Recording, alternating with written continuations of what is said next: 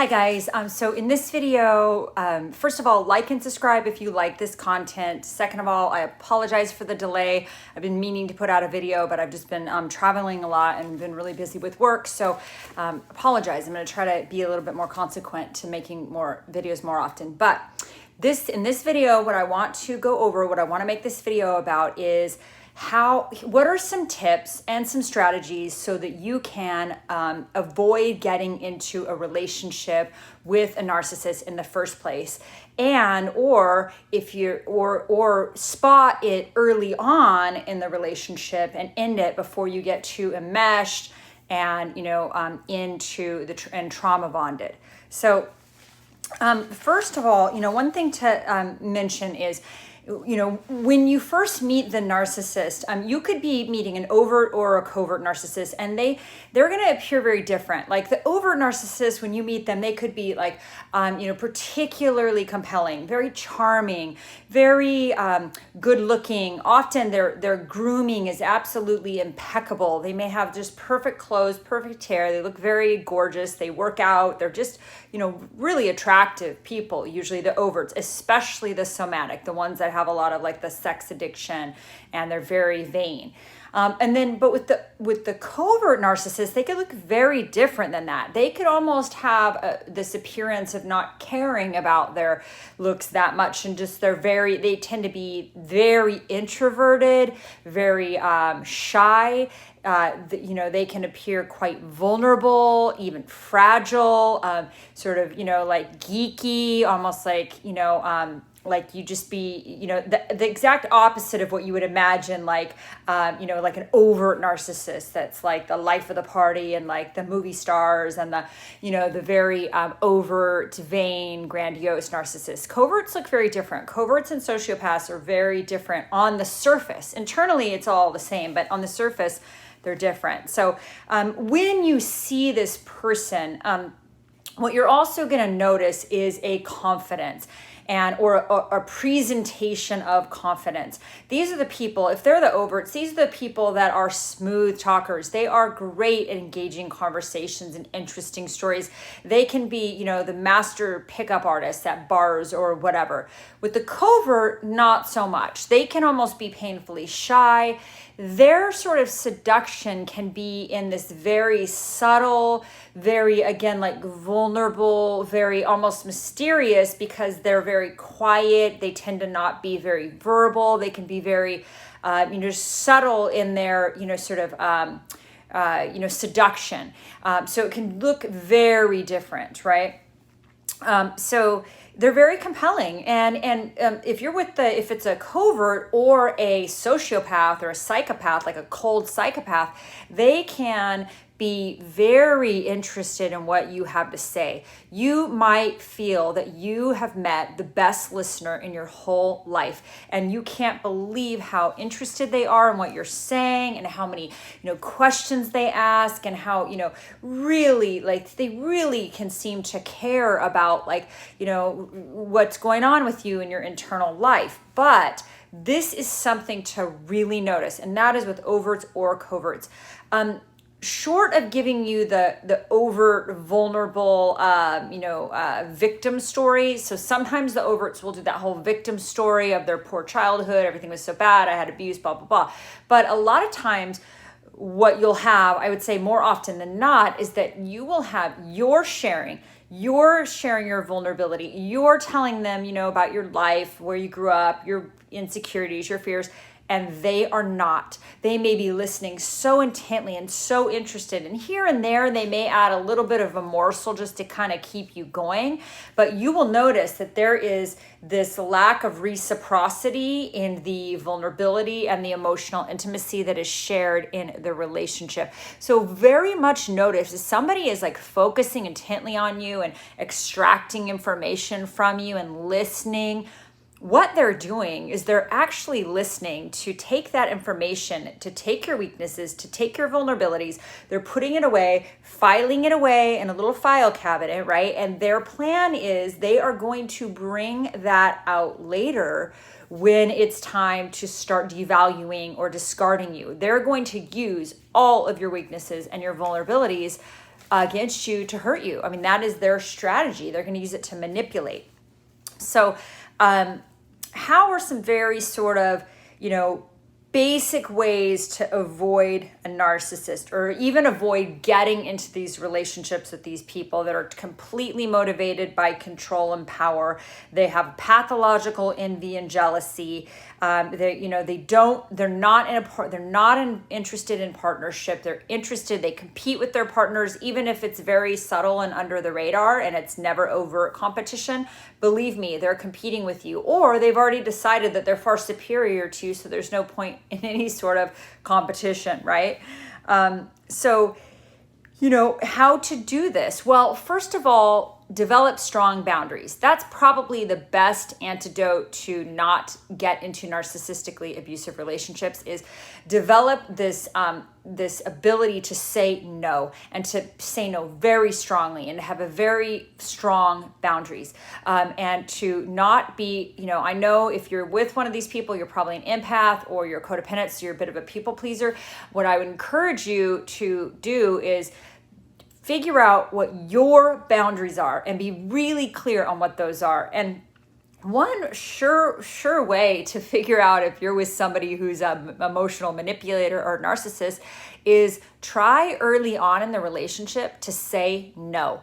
Like, they could be like, oh, I really want to do this trip with you. I'm so excited about it, blah, blah, blah, blah, blah.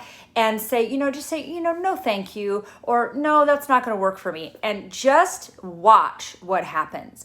So if they're a narcissist, they are not going to like that no. They do not like no, right? So they are going to figure out some way to either manipulate you into a yes. They might have a tantrum. If they're the covert kind, they're going to agree to your face, and then they may like sabotage or do some passive aggressive stuff in the background, right? So say no.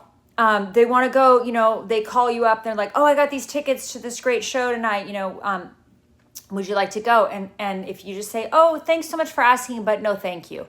You don't need to say no and give a freaking 20-minute monologue of why it needs to be a no, make some excuse and blah, blah, blah, blah, blah. You don't need to do that. No is a complete sentence. You can just say, oh, no, thank you. I mean, I have a friend of mine that I respect deeply who's done a lot of work around her codependence, and she's amazing at being able to say, I'll be like, hey, do you want to go get some coffee, blah, blah, blah. And she'll say, no, thank you. And that's it. She doesn't need to explain it, justify, rationalize. She just says, oh, no, thank you. And then other times when I say, hey, would you like to go get coffee? You want to go shopping or whatever? And she'll say, oh, yes, please. So it's not like she's always saying no. I'm just giving you an example of how she says no. No, thank you. Done. And if somebody gets mad at you when you say, no, thank you, wow, red flag. Red flag. Now, I will have one qualifier in there. Sometimes people if you've been doing this dance for 10 years with them and people pleasing and saying yes when you really mean no, and then all of a sudden you start saying no, well, there may be some pushback initially if that happens, right? Because they're so used to you being one way, a yes man, a people pleaser. And then when you start having boundaries and advocating for yourself and saying no, then they may be very likely to, have not like that. But your people that you want to keep in your life are the ones that, yes, maybe initially it's uncomfortable for them, but then they start respecting your no, right? So try saying no, not no, I've got to go wash my cat and I've got to go shopping and I got blah, blah, blah. No excuses. You don't need to do that. No is a complete sentence. Just saying, no, thank you. No, thank you. I'm going to, maybe I'll make a video on like 50 different ways to say no in like a really nice way. Because I know if you're sort of codependent and you're a people pleaser, it's really uncomfortable for you to just say, no, thank you. It's like uncomfortable, but I encourage you to do so. With narcissists, try saying no. See how that goes. Just see how it goes. See if there's some agreement up front and then passive aggressiveness later, or pouting or ignoring you. That would be the covert. Or if they have anger or they get mad or they have a little tantrum, that would be more the overt. Try saying no. So how to avoid narcissists? You let your yes mean yes and your no mean no. Have healthy, clear boundaries. Figure out what your boundaries are for yourself. Maybe your boundary is, I don't have sex with people until I've been dating them for 6 months. And, lay that boundary down and see how much that is respected. Obviously, you have to be willing to respect that boundary for yourself as well. And I realize that can be challenging for some of us. In terms of narcissists, they are avoid the internet dating sites are littered with narcissists. I'm not saying everyone who's on there is a narcissist. Obviously not true. I have some great friends who've met on the internet. I know some great couples. They're not all narcissists, but there is a statistically, from what I've read, there's a good chance that there's more narcissists that are on the internet dating than like sort of statistically significant from what I understand. So there's going to be a higher percentage of narcissists on the online dating. Okay, so for a while, you might want to just avoid that and try other avenues. Like, do you have your friends refer their friends to you if you want somebody to date, or vet people, figure out. Ask, try to get to know, see if there's people that they know. See, do they have lifelong friendships? Are they deeply connected with their families? Or are they these very shallow surface relationships? How are their relationships? Not to stereotype, but how is their relationship with their mother? If they hate their mother, that's not a good sign. If they have this totally distant, detached, almost like a stranger, polite stranger relationship with their mother, not good sign. That's probably what they're going to have with you. So you might want to avoid the internet dating sites. And then for sure, and I don't know how to stress this more strongly, but I just really want to get this through.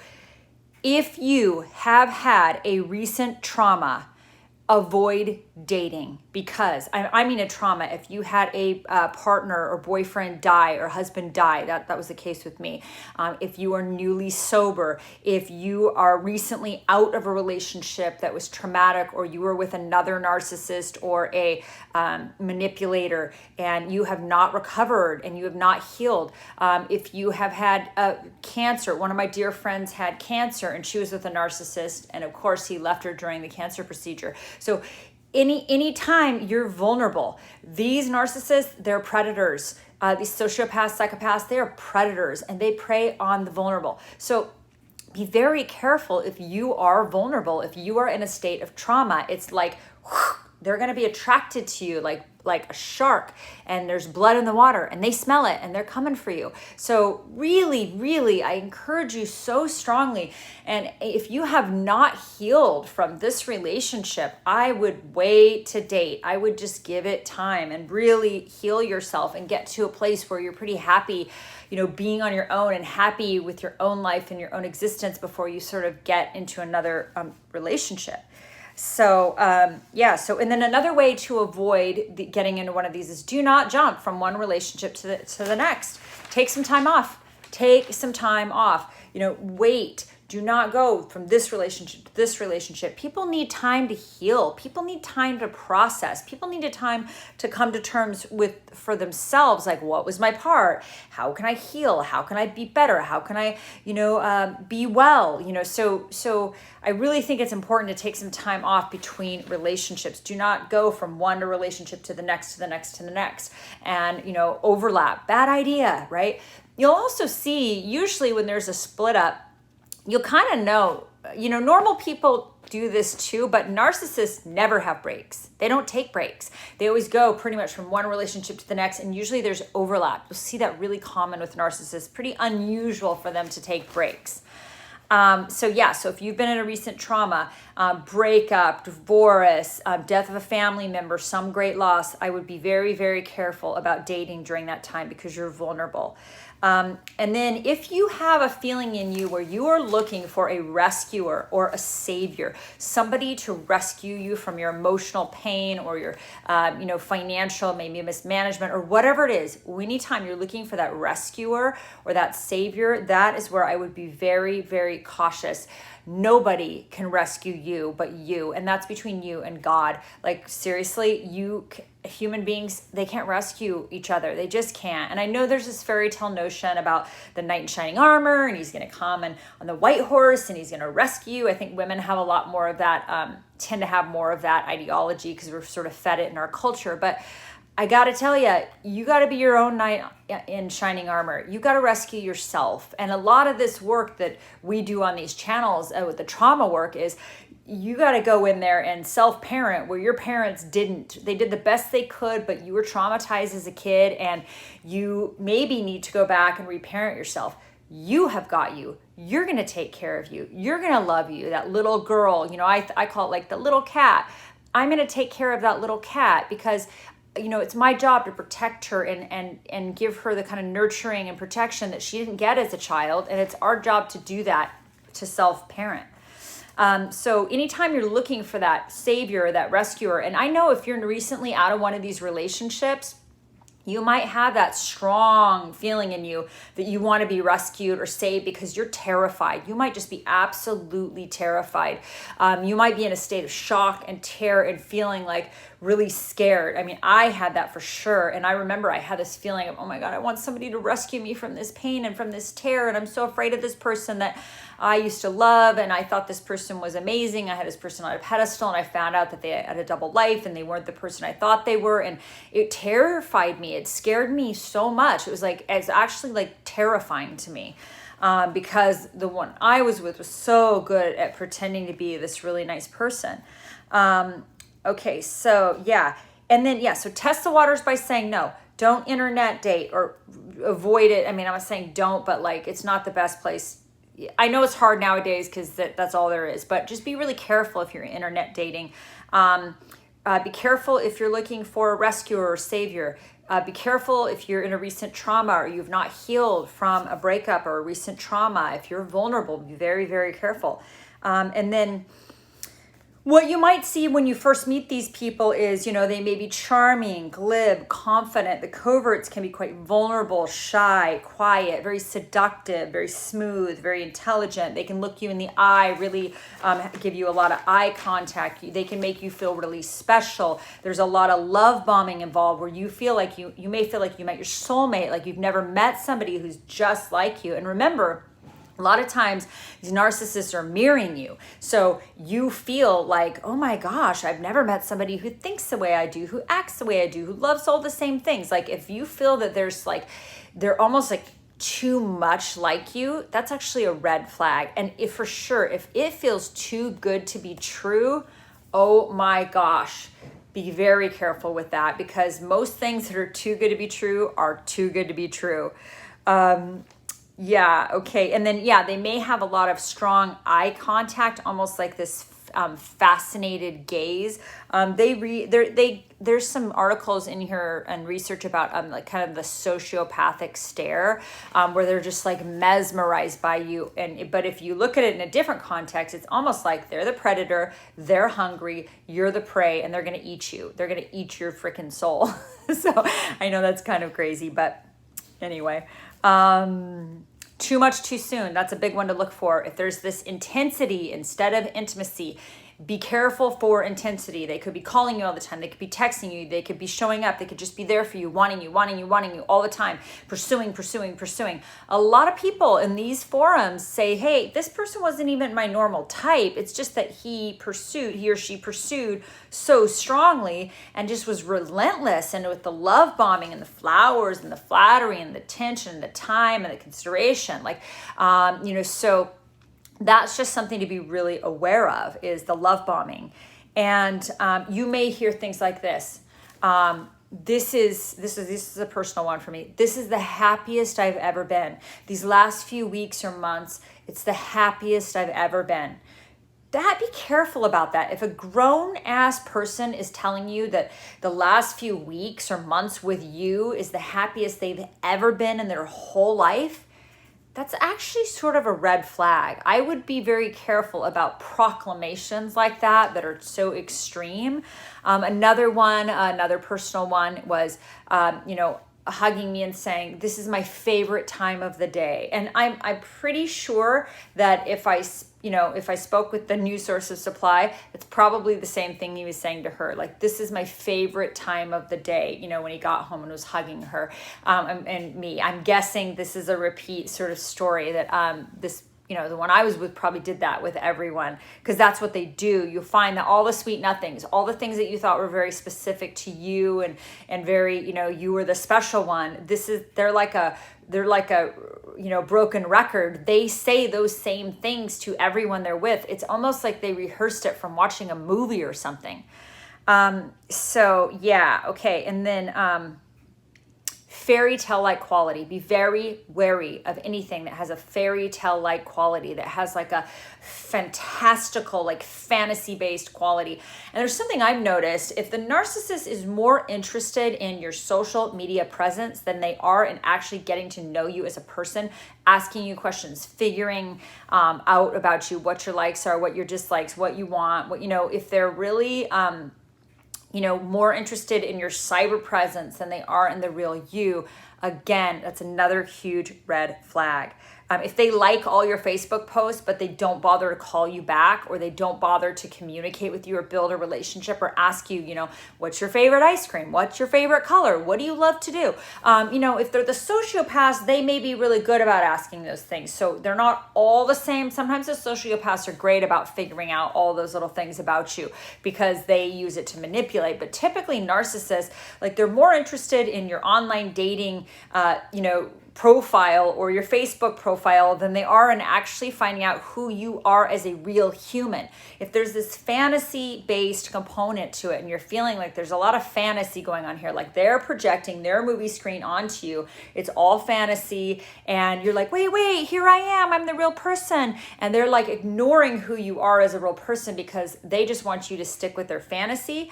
And if you say anything that is conflicting, that maybe makes you to be like human, they might have a real problem with that. So these are also red flags to look for.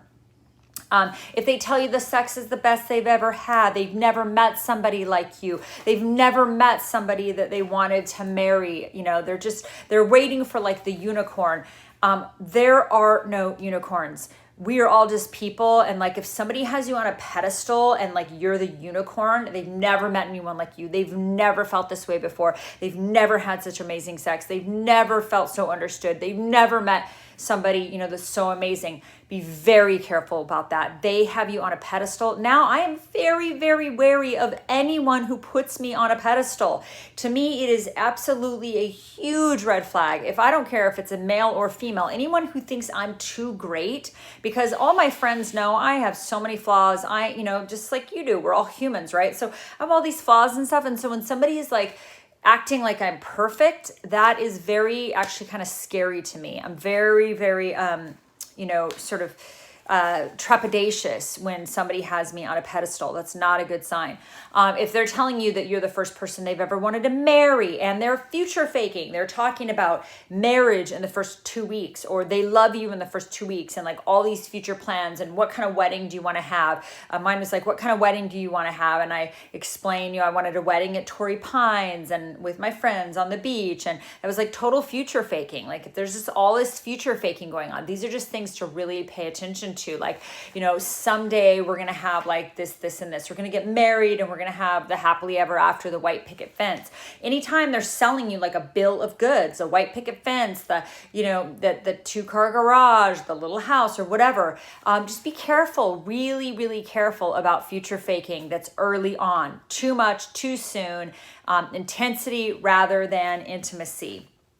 And then, I think one reason why it's quite common to be susceptible to a narcissist is because in the beginning, they really do this thing where they make the person feel very seen and heard, right? They make you feel like you're really heard and seen and like special. And a lot of my clients have reported that they felt like they met their soulmate, like they'd never felt so understood. They never felt so accepted. They just felt like everything they did was, accepted and loved, and it was amazing. Like again, on the pedestal. Just be careful about that, because if you are on a pedestal, like mark my words, you are going to get toppled off. No, we're all humans. None of us should be on pedestals. And then what you'll notice often in the relationship with a narcissist is that you will notice that once the sort of honeymoon phase wears off, where in normal relationships, you settle into like normalcy and sort of a comfort. And for sometimes in some relationships, like the one I had before, the narcissist I was with was probably the healthiest relationship I've ever had. And it was with somebody who actually, I think, had secure attachment. And so when you settle into like the normal part of that relationship, it's kind of comforting. It's kind of warm. You still feel connected. You're like friends or buddies. But with a narcissist, what can happen during that phase is they feel very bored. And so you may feel that they're disdainful, even contemptuous, like we're in, after the initial phase of the lust and the relationship and the intensity of any new relationship, you can settle into a normal, nice comfort level. But with narcissists, it's not like that. For them, it's like they think, they fell out of love. Oh, my feelings faded after 2 months. Oh, they don't get that whole comfort level of longevity and long-term sort of friendship and connection and emotional intimacy. Because again, there is no emotional intimacy with these people. So you may start feeling like they could be dismissive, they could be contemptuous, controlling, just sort of, it doesn't feel right. And, they could go from, in the beginning, there can be, with the overts, can be too many text messages, too many calls, too much intensity. With the coverts, it could be more of a game playing. So maybe there's not so much intensity or texting, but it can be very sort of like a cat and mouse game where they'll text a bunch and then they don't text for 3 days. So, or they go dark, you can't get a hold of them. If you feel like there's some sort of game being played, that's enough. You don't even have to get some detective to investigate it for you. If you feel off about this person, that is a red flag. And I would really listen to your gut. I mean, if there's anything you can learn from any of these forums is start trusting yourself. Start trusting your gut, because I'm guessing if you looked back on the initial phases of this relationship, if you look back and you really observe, you are going to see and notice that your gut told you that there was something off about this person. There was something off. But like if you're a codependent, you think that you have to have hard proof. You think you've got to call some PI, some private investigator, to come and videotape this person like in the act of cheating. You don't actually at all. You don't need to justify anything. If you're in a relationship with somebody and you feel off and there is something decidedly off about what's going on and you just know it and you don't even have proof, you don't have hard evidence, you don't need a file cabinet of all the evidence. Your gut telling you that it is not quite right, that's enough. So I encourage you to start believing that and listen to your gut, trust your gut. And if something feels too good to be true, then it probably is. So this one went on quite a bit, pretty long. Sorry about that. But I hope this helped you guys with some tips on how to navigate, potentially spot some red flags and be able to avoid these relationships. Because again, you're not going to change this person. Never in a million years are you going to change a narcissist. So the best thing you can do, the appropriate thing to do is when you have identified that you are in a narcissistic relationship or you're dating somebody who has narcissistic tendencies or sociopathic or borderline cluster B tendencies, you get to walk away. You get to end it. You are not obligated to be in relationships. People do not get to hold you hostage. They just don't. So you can walk away. You are your own person and you get to choose who you have in your life. It's a great gift, And I understand sometimes if you're working for a narcissist in your company or if somebody in your family, it can be a very difficult choice, right? Very difficult. And there can be some consequences. But when you're dating, and that's also why don't be intimate too soon. Don't let it get like this. Don't get into that intensity. Remember, we are looking for intimacy, not intensity. There is a difference. Take it slow. Watch this person. Do their words match their actions? Are they displaying empathy, kindness, decency? Are you seeing how their relationships are? Really look at their other relationship. How are their friendships? How are their relationships? That is some stuff to really, really, really, really, really pay attention to. So thank you so much. I hope you guys are healing, thriving, getting better and better, happier and happier. And I just know this, wherever you are right now and whatever pain you're in, whatever heartache, whatever, horrible cognitive dissonance you are coming out of these relationships, I want you to know that it is going to get better and you're going to find your joy again and you're going to thrive again and you're going to find all those things that make you deeply and profoundly joyful. So have a wonderful day. Thanks so much. Bye-bye.